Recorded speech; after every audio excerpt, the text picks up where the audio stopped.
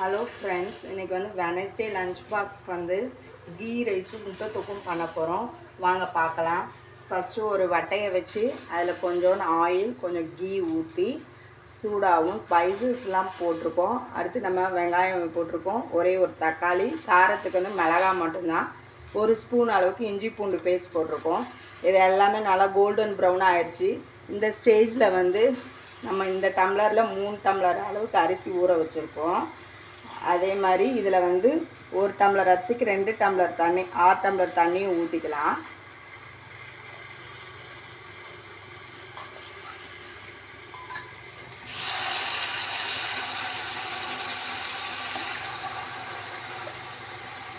டேஸ்ட்டுக்கு தகுந்த மாதிரி உப்பு அட்ஜஸ்ட் பண்ணி போட்டுக்கோங்க.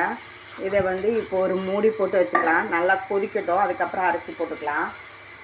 இப்போ நல்லா கொதிக்குது பாருங்கள். இந்த ஸ்டேஜில் வந்து நம்ம அரிசியை போட்டு உப்பெல்லாம் செக் பண்ணிக்கலாம்.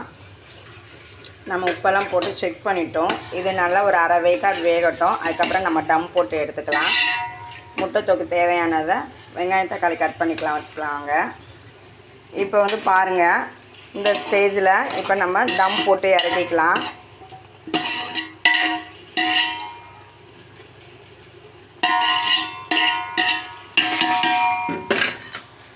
இப்போ பிரியாணி வந்து நம்ம டம் போட்டாச்சு.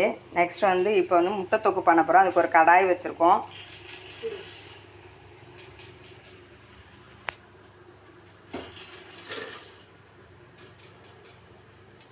கடாய் ஹீட் ஆகவும் ஆயில் ஊற்றிக்கலாம்.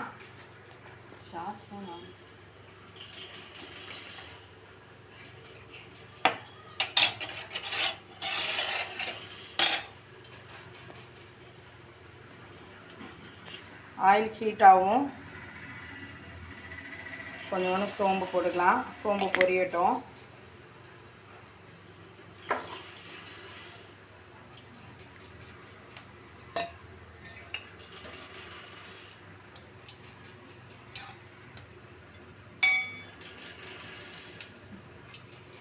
சோம்பு பொரிஞ்சிச்சு. இந்த ஸ்டேஜில் நம்ம கட் பண்ணி வச்சுருக்க ஒரு 3 வெங்காயம், பெரிய வெங்காயம் போட்டுக்கலாம்.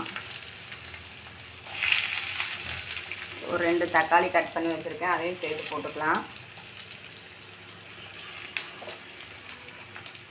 இதோட கொஞ்சோண்டு மல்லிச்செடி போட்டுக்கலாம். இது எல்லாமே நல்லா வதங்கி வரட்டும். அதுக்கு கொஞ்சோண்டு சால்ட் ஆட் பண்ணிக்கலாம். தக்காளி வெங்காயம் வதங்கும், நம்ம தேவையான மசாலா போட்டுக்கலாம். நம்ம வேக வச்சுருந்த முட்டையை அப்புறம் பொரிச்சு வச்சிட்டோம். இதை நம்ம 2 கட் பண்ணி வச்சுக்கலாம். அதில் வெங்காயம் தக்காளி நல்லா வதங்கி வச்சு இந்த ஸ்டேஜில் ஒரு ஸ்பூன் அளவுக்கு இஞ்சி பூண்டு பேஸ்ட் போட்டுக்கலாம். இஞ்சி பூண்டு பேஸ்ட்டு பச்சை வடை போட்டோம், கொஞ்ச நேரம் வதக்கிக்கலாம்.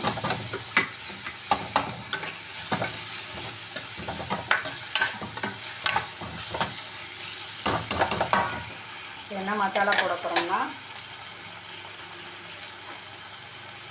கொஞ்சம் கரம் மசாலா,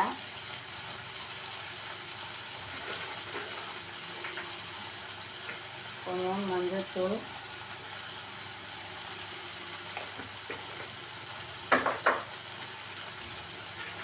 கொஞ்சம் வத்தப்பொடி,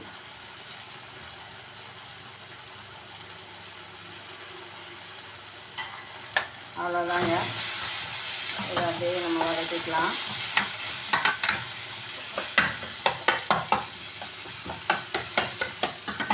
ஒரு கிளாஸ் அளவுக்கு தண்ணி ஊற்றி கொதிக்க வச்சுக்கலாம்.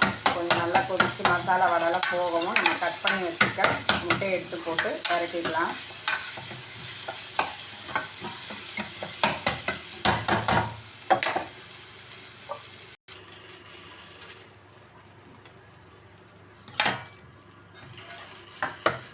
இது நல்லா கொதிக்கட்டும்.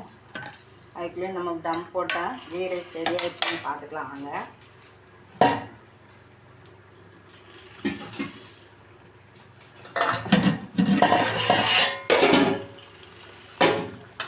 ஓப்பன் பண்ணோன்னே ஸ்மெல்லு அவ்வளோ இதாக இருக்குது. இங்கே பாருங்கள், ஒரு துளி கூட அடி பிடிக்கலை.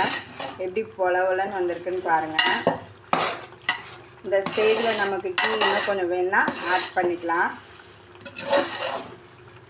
அவ்வளோதான். நம்மளுடைய கீ ரைஸ் ரெடி ஆயிடுச்சு. இந்த சைடு முட்டை தொக்கு ரெடி ஆகிக்கிட்டு இருக்கு. ரெடியாகவும் காட்டுறேன், வாங்க பார்க்கலாம். இந்த ஸ்டேஜில் நம்ம கட் பண்ணி வச்சுருக்க எல்லா முட்டையும் போட்டுட்டோம். ஒரு கிளறி விட்டுக்கலாம். கிளறி விட்டு மூடி போட்டு ஒரு 5 நிமிஷம் கழித்து இறக்கிக்கலாம். அவ்வளோதாங்க, நம்மளுடைய முட்டை தொக்கு ரெடி ஆயிரும்.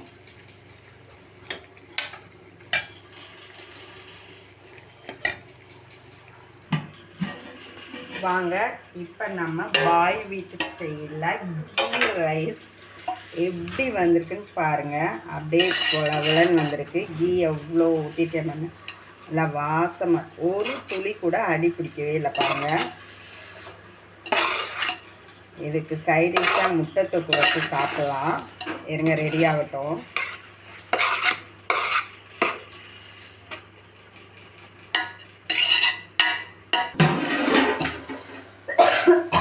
இப்போ பாருங்கள், நம்மளுடைய வெனஸ்டே லஞ்ச் பாக்ஸ்க்கு வந்து கீ ரைஸ் முட்டை தொக்கும் பண்ணியிருக்கேன். எப்படி செய்யணும்னு போட்டிருக்கேன்.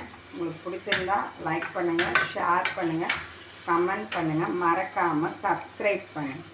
தேங்க்யூ.